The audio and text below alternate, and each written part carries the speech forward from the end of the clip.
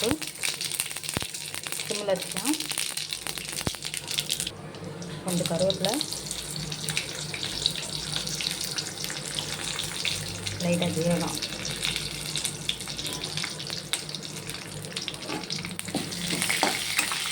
நல்லா வதக்கிட்டு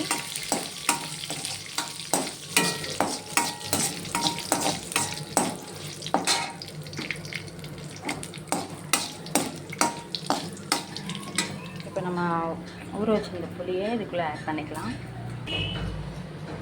இதோட நம்ம 2 ஸ்பூன் 2 இல்லைன்னா 3 ஸ்பூன் புளியோதரை பொடி ஆட் பண்ணிக்கலாம்.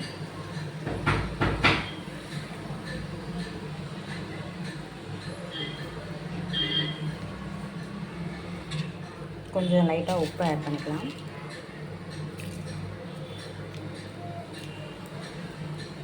நம்ம கிண்டி விட்டுட்டோம். இது நல்லா எண்ணெய் பிரிகிற அளவுக்கு நம்ம நல்லா பற்ற வைக்க போகிறோம். வச்சுட்டு நம்ம கடையில் வறுத்த வச்சிருந்த கடலையை ஆட் பண்ணிக்கலாம்.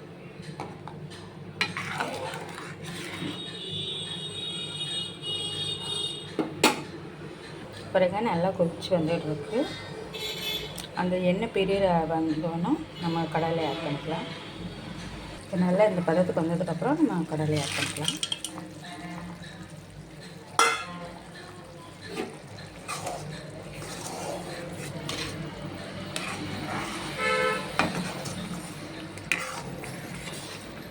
கடலை போட்டால் என் மன்னவருக்கு ரொம்ப பிடிக்கும்.